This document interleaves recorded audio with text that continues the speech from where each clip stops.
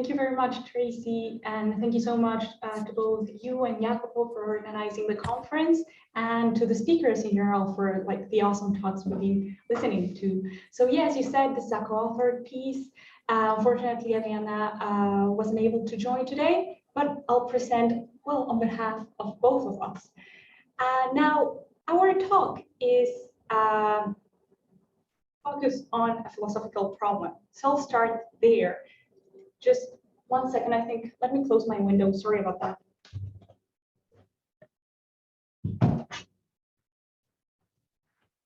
Okay, sorry about that, the noise. Yeah, so we are focusing on a controversy concerned with how rich the content of perception is. And we want to offer an argument in favor of perceptualism, which is the view that we can perceive high-level evaluative properties. However, this view is quite controversial, particularly within the philosophy of perception. Now, in contrast, aesthetic properties specifically have long been thought to be directly perceived, right? So the idea is that we do not reason out of principles that, for instance, Picasso's Guernica is violent, right? We are instead struck by its violence all at once.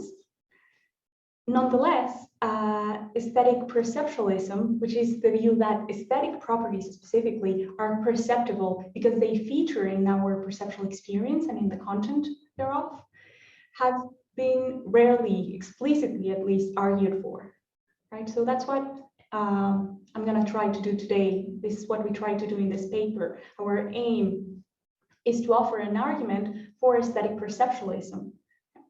Now, there are three aspects of our view I want to emphasize at this point. The first one is that we build on an anticipatory view of perception that draws on the sensorimotor theory of perception and on predictive approaches to perception. Right? We argue that aesthetic properties are brought into perceptual presence, so to speak, when low-level properties of objects are organized in virtue of perceivers' expectations. Right? The second aspect is, of course, our thesis, because our thesis is that the rich expectations posited by anticipatory views of perception to account for perceptual content explain that at least some high-level properties feature in perceptual experience. Right?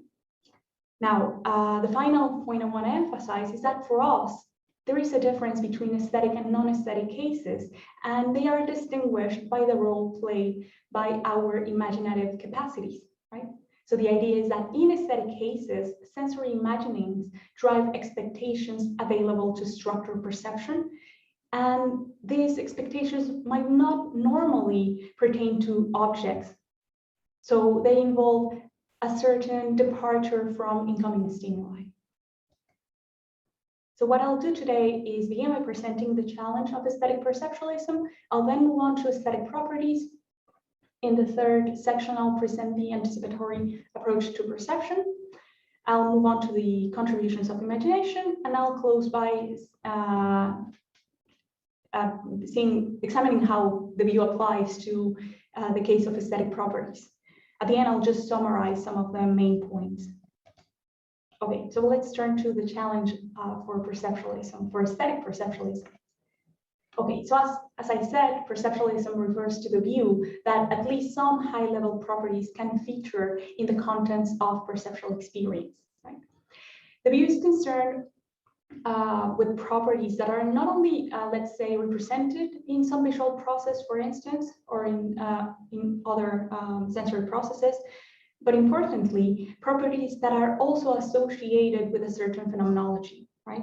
So we can start with Susanna Siegel's contrast argument and her first premise, which is a minimal and arguably unproblematic intuition about a difference in overall phenomenal character in considering these kinds of cases, right? So the first case is the experience of seeing a page written in Cyrillic before and after learning Russian, right? And the second case is the experience of seeing pine trees before and after learning to identify pine trees. So presumably, in these cases, there is a phenomenal difference after acquiring relevant knowledge. Now, let's turn to the aesthetic case.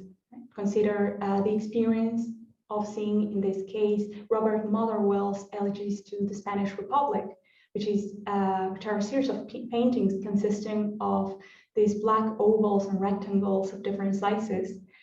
And our experience before and after learning, among other things, that they were painted as lamentations following armed conflicts in the 20th century.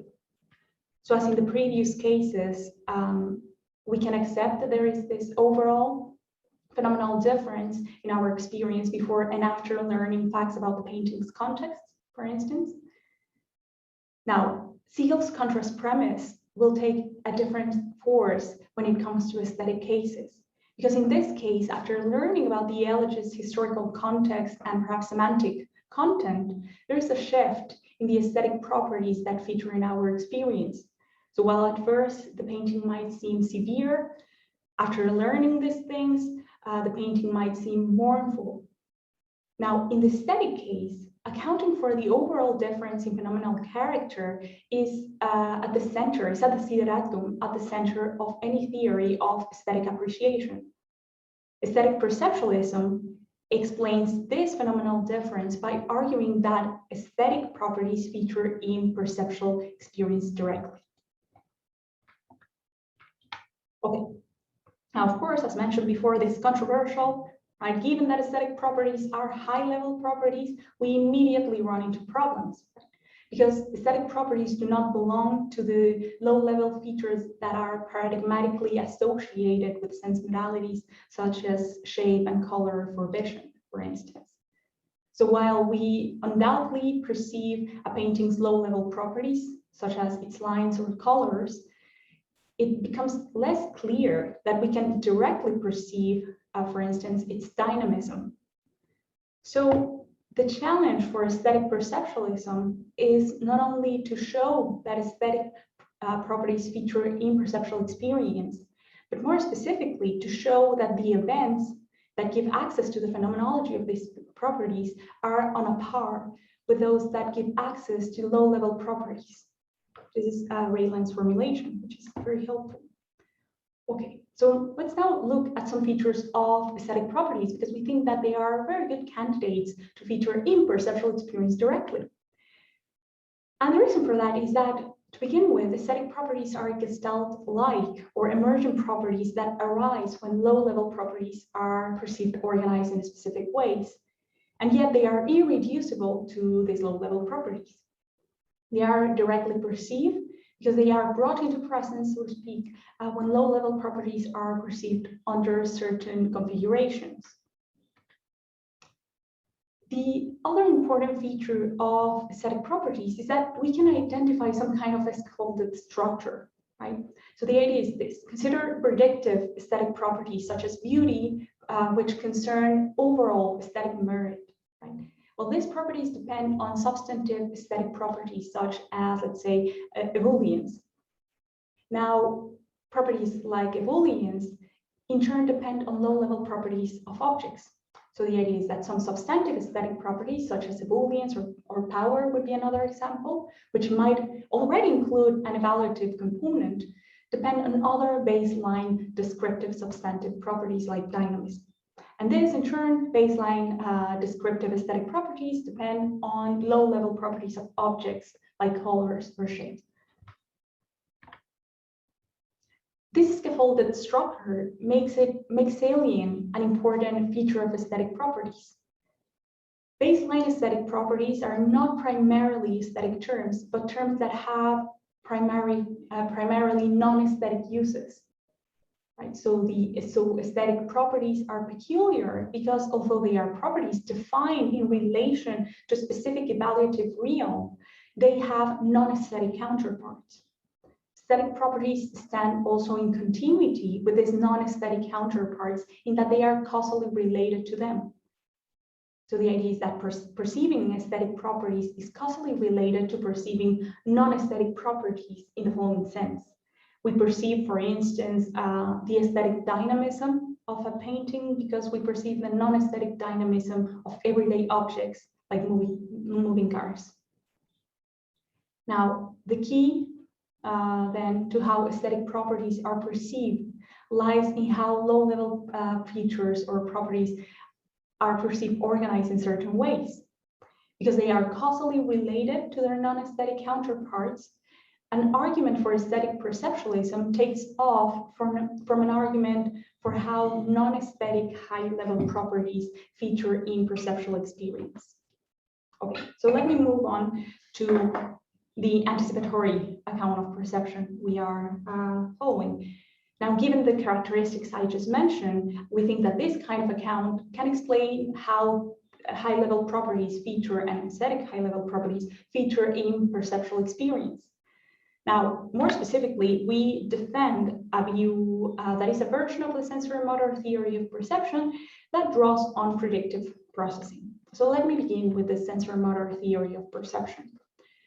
So roughly, the sensorimotor theory aims to explain that what enjoys perceptual presence for a perceiver does not correspond entirely with what impinges our senses at a time. So consider what Alvanoe calls the phenomenon of perceptual presence in absence, which is the sense of presence of unseen aspects of an object or scene. Well, the sensorimotor theory explains this by thinking of perception as something that is done by the perceiver and that involves sensorimotor knowledge. This is knowledge of the way sensory information changes as a consequence of movements and interactions of both the perceiver and the object perceived. Now, the sensorimotor knowledge has the following features. It becomes richer as perceivers interact with their surroundings and as they become more familiar with them. It incorporates aspects specific to sociocultural context, or it can incorporate these aspects, and it is agent dependent. The view in the end is that perception consists in a deployment of perceptual skills that has an anticipatory nature.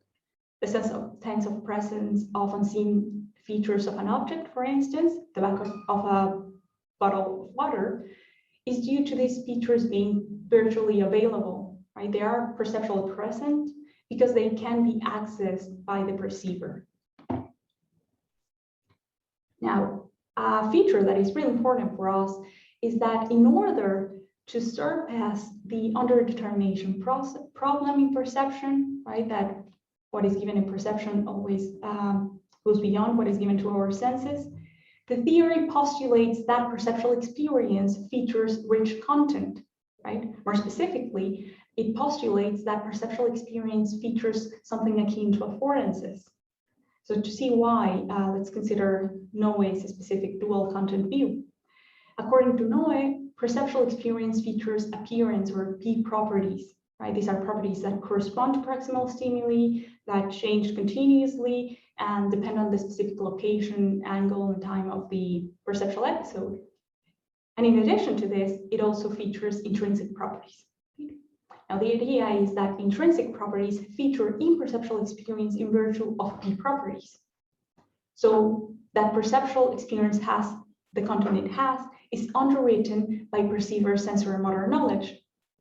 So this is easier with an example. So, for instance, a coin seems circular insofar as it affords certain interactions. It is the kind of thing that if we now were to move our head from side to side, it would reflect an ellipsis in the retina. Now, one worry is that the kind of affordances that are postulated by the sensorimotor theory are too limited to support the wide range of properties that our experiences can feature. And we think that we can address this concern by bringing together the sensorimotor theory with predictive processing. So I'll just say very roughly that predictive processing takes perceptual processing to be driven by a prediction of the most likely cause of sensory stimuli. Predictions are advanced according to this view on the basis of a multi-layer generative model that is deepened or enriched over time as perceivers interact with relevant stimuli, or that can be enriched. Now, within this approach, the content represented in perceptual experience is due to the wide variety of expectations that are supported by generative model. Now, generative models involve information from several sources, or they can involve For instance, they can incorporate proprioceptive information, they can incorporate associated multimodal sensor information, and they can incorporate affective interoceptive information. So marrying the sensorimotor theory with predictive processing makes perceptualism more plausible, because the anticipatory mechanisms that explain that low-level properties feature in perceptual experience can also explain that at least some high-level properties feature in perceptual experience too. So up to this point, the view of perception we get is the following. Firstly, perception is an active phenomenon that is driven by perceivers' expectations. These expectations may have interactive, affective, and multimodal components. The generative models that support these expectations can differ in depth, as some of these models are enriched by our interactions. And finally, these expectations are marked, or at least some versions of the theory accept that, well, they are marked by our interactions, which in our case specifically are interactions with a socio-historical world, with a cultural world. Perceptual content, according to the view, would be that perceptual content is underwritten by perceivers' expectations. And this view is consistent with perceptualism because it allows that the same kind of states that give us access to low-level properties are the states that give access to at least some high-level properties. Okay. So the anticipatory view brings forward the relevance of perceivers' expectations and, in consequence, the relevance of perceivers' endogenous contributions to the content of perception. So the central role of these endogenous contributions opens the door for thinking, at least, that perceptual experience is influenced by imagination. So here I want to argue that the contributions that give rise to specifically aesthetic properties in perceptual experience are in the form of sensory imaginings in an important way. Now, to get to this point, we're going to begin by considering an objection that is advanced by Amy Kahn to Albano's sensorimotor theory. Okay, so Kahn's objection to the sensorimotor theory is that sensorimotor knowledge cannot do the work required to account for a case such as the following. Okay? So the case is this. Amy Kahn asks us to imagine attending a talk in which an eminent speaker delivers a presentation from behind a lectern, right? And this leaves her lower body out of sight.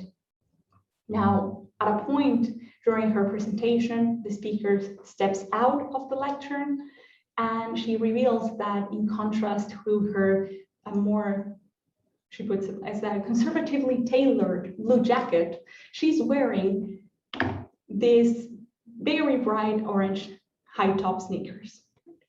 Now, according to Kahn, there is an overall phenomenological change following this realization, which would be difficult to explain by referring solely or at all to sensorimotor expectations, right? Because after all, before and after you saw the speaker's bright orange shoes, the same sensorimotor contingencies and therefore the same sensorimotor knowledge might have been at play, right? So Kahn argues that in this case, the content and character of the experience cannot be just due to perceiver sensorimotor knowledge. Right? She thinks that what is doing the work in this case are sensory imaginings.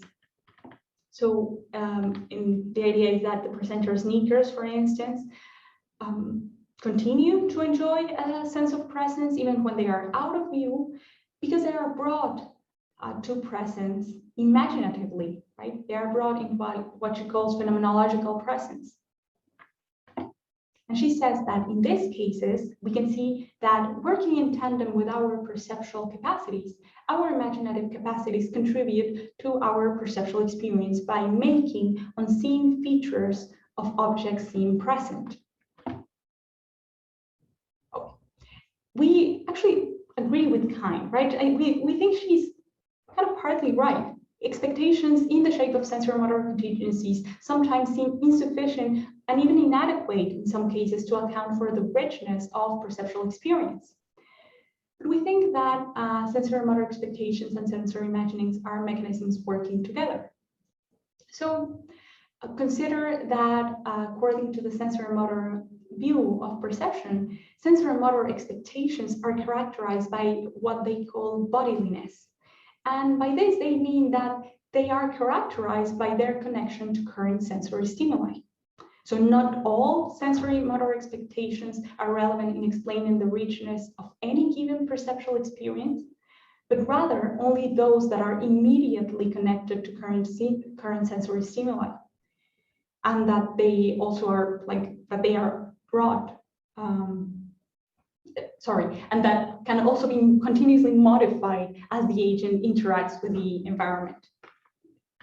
So what is happening, before going to that, what is happening in the case of the speaker and the sneakers is that the imagery of the orange shoes makes salient certain sensori-motor expectations that seemed irrelevant before, right? They bring forward expectations that weren't important. So to make sense of the contributions of imagination, but also of the relevance of certain expectations at certain moments, we need to turn to the notion of precision weighting. So according to predictive processing, and this has been mentioned also before, perceptual systems assess both the difference between current stimuli and the prediction advance, of course, but also the precision of error feedback. So following Sam Wilkinson, I think he puts it like this. So given the difference between the predictions and the sensory input, the system determines who to give, so to speak, more weight, itself or the world. So precision weighting, note that it is associated with the allocation of attention. What is deemed to be more reliable receives more attention. Sensory imaginings contribute to precision weighting then as an endogenous attentional cue. They not only highlight the relevant expectations, but they bring attention to specific aspects of perceiver's environment. Sensory imaginings might be relevant in modulating the weight received by error feedback, as well as in modulating the active sensor-motor interactions of the perceiver. So for instance, the result of expectations might be action policies that orient us towards the sneakers once the sneakers are brought back to mind. Now, there is another role that attention might be playing in perceptual processing, and that becomes crucial when thinking about aesthetic experience.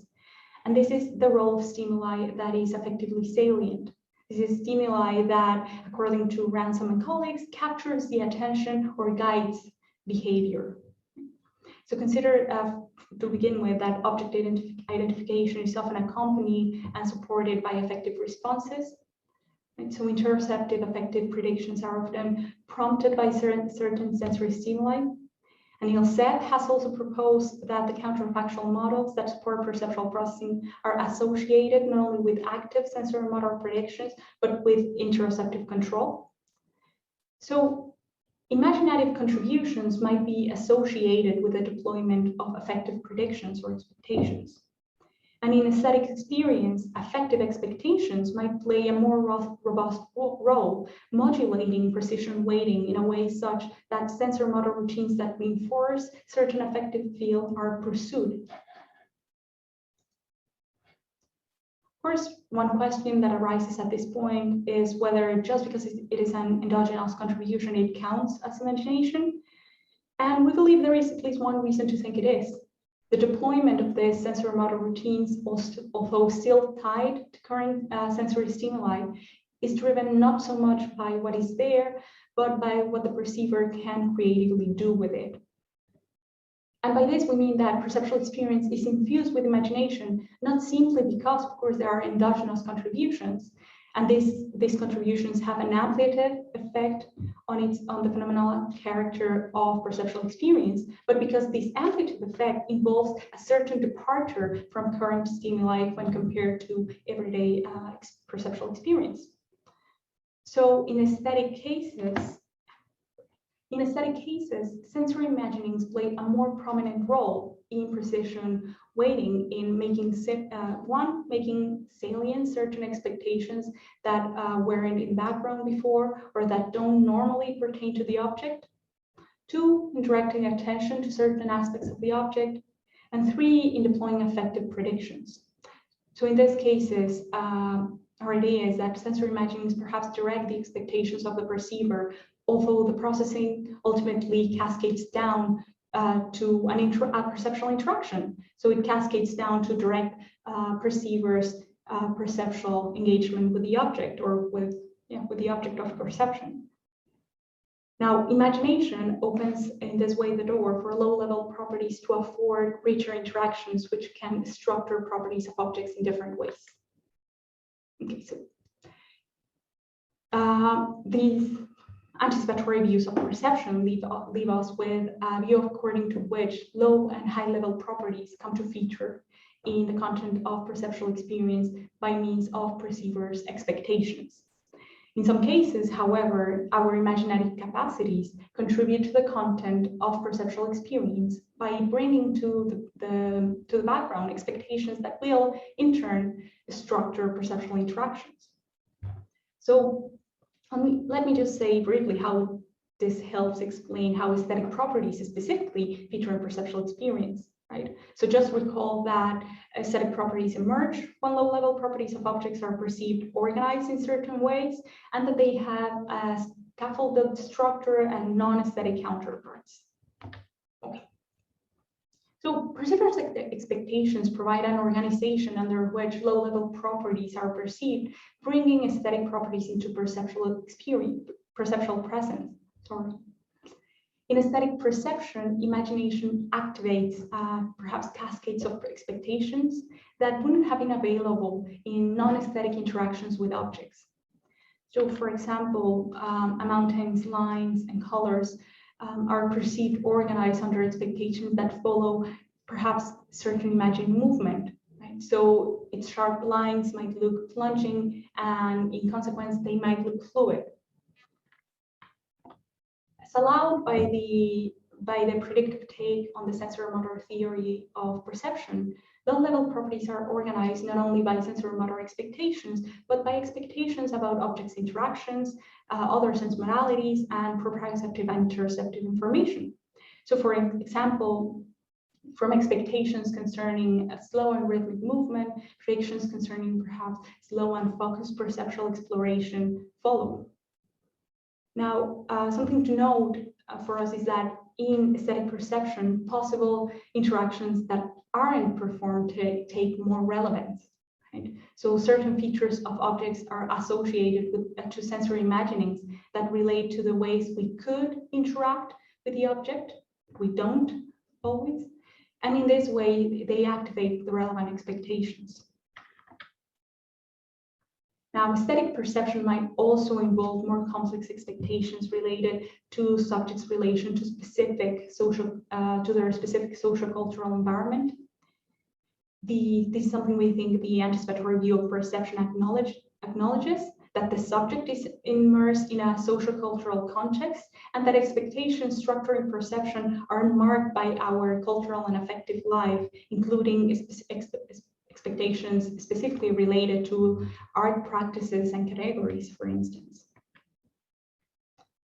Now, given the complexity of the aesthetic case, however, the deployment of our imaginative capacities plays a more robust role than in non-aesthetic cases. Because while current sensory stimuli serves as an anchor, our view is that imaginative capacities are given more free rein because expectations go beyond the immediate sensory context in which we encounter the object. So the deployed interactions and salient or important expectations that structure perception of low-level properties, in this case, are not those that might be evoked by stimulus in non-aesthetic circumstances. Our imaginative capacities provide us with cascades of expectations that might not have been available in non-aesthetic interactions with the objects, and this opens the door for low-level properties to afford richer interactions, which in turn can perhaps structure our engagement, perceptual engagement in different ways. Okay, so I'm just going to very briefly summarize our view. So we argued in this paper that aesthetic properties feature in perceptual experience because low-level properties of objects are organized in virtue of perceivers' expectations. Anticipatory approaches to perception serve as the basis for aesthetic perceptualism because they posit these expectations in order to account for perceptual content. We have also argued in this paper that contrary to non-aesthetic cases in which expectations are characterized by their bodiliness in a stronger way, at least, in aesthetic cases, our imaginative capacities bring forward expectations that aren't exhausted by their connection to current sensory stimuli. Now, this is relevant for the controversy I mentioned at first, right? Because as such, the view we present is a version of what Heather Locke, for instance, calls a sui generis view, according to which, in her words, high-level properties can be experienced via an amalgam of sensory, imaginative, and emotional capacities. But we are happy with that. We think that still deserves the label of perceptualism, right? Because of the way anticipatory views of perception conceive of the relation between perception and other mental states and processes, right? These approaches tend to blur the line between perception and other mental states. So ultimately, whether aesthetic properties are brought into perceptual presence as a result of that kind of interaction between different states seems kind of beside the point. We think that aesthetic properties are directly perceptible because of the interplay of these anticipatory mechanisms. Thank you.